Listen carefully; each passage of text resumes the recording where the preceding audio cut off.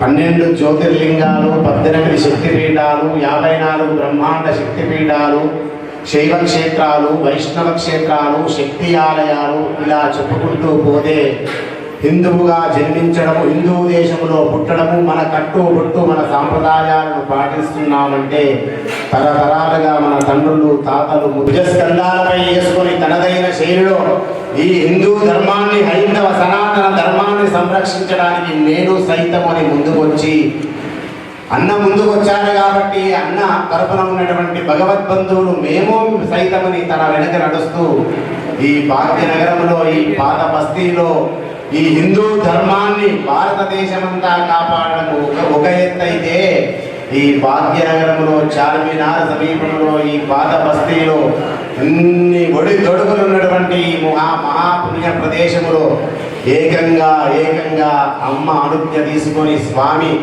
దయా అనుగ్రహంతోటి మరి కొన్ని సంవత్సరాలైనా కట్టలేనటువంటి దేవాలయం కొన్ని రోజులల్లా భుజస్కంధాలపై వేసుకున్నాడంటే అమ్మ దయ ఉంటేనే అది జరుగుతుంది. అమ్మ నిదర్శనమే ఈ సాక్ష్యము, ఈ ధామము.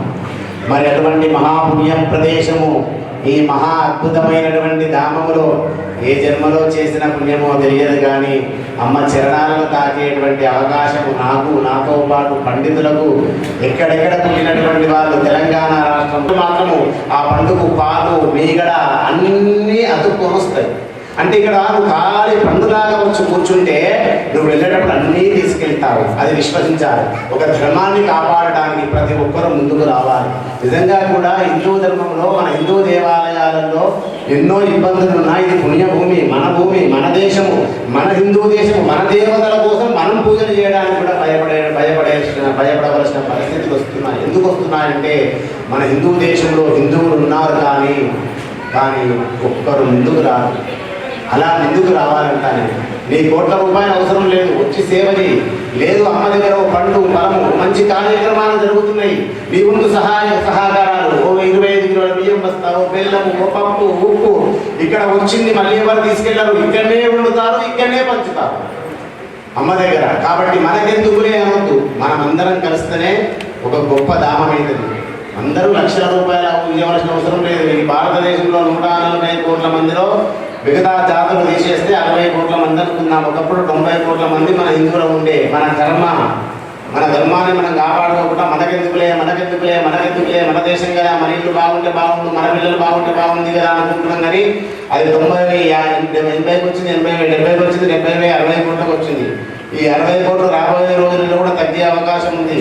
ఎందుకు వచ్చిన ప్రపంచ దేశాలంతా ఎటు దిక్కు చూస్తున్నారంటే భారతదేశాన్ని ఎప్పటికైనా లొంగ తీసుకోవాలని చూస్తున్నాయి. కానీ 190 దేశాలు ఒకటై ఐకమత్యంగా వాళ్ళు కొట్లాడిన ఈ భారతావరణలో ఇసుక రేవు కూడా తీసుకెళ్ళలేదు. అటువంటి పుణ్యభూమి.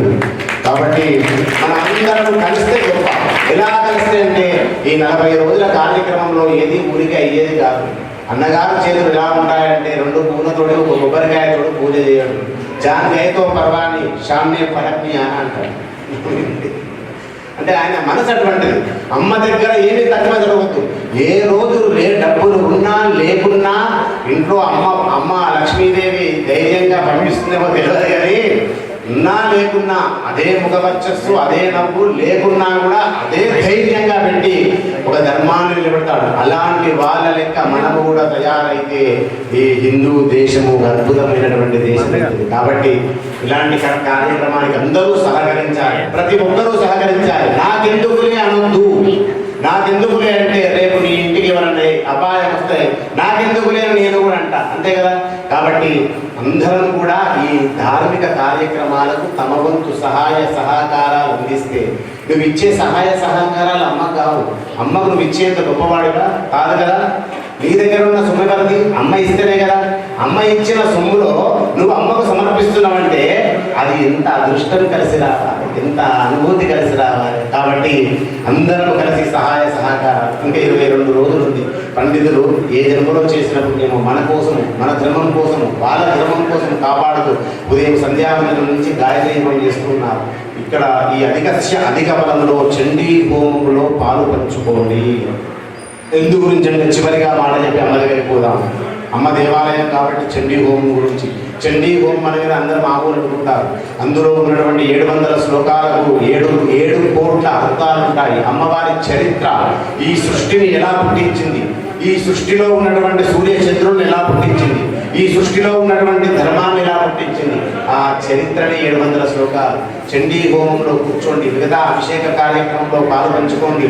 ఎన్నో ఖర్చులు చేస్తాము, నీ ఖర్చులు అది పుణ్యం రాదు. ఇక్కడ చేసిన ఏదైతే ఖర్చు ఉన్నదో ఆ పుణ్యము మూట కట్టుకొని తీసుకెళ్తాడు. ఆ పుణ్యం నీకు ఎప్పుడు వస్తుందంటే నీకు కష్టం వచ్చి, కంటము దాంగ కష్టం ఉంది, బంధువులు, మిత్రులు, సహోదరులు, శ్రేయోభిలాషులు ఎవ్వరు కూడా నీకు సహాయం చేయడం లేదు, మంచిగా అయింది అని అంటున్నారు. ఆ టైంలో కనుక నువ్వు చేసిన హోమము, పూజ, ఏదో పుణ్యఫలం ఉంది చూడు, అప్పుడు అది ఆ కష్టాన్ని దూరం చేయడానికి నేను ఉన్నాను.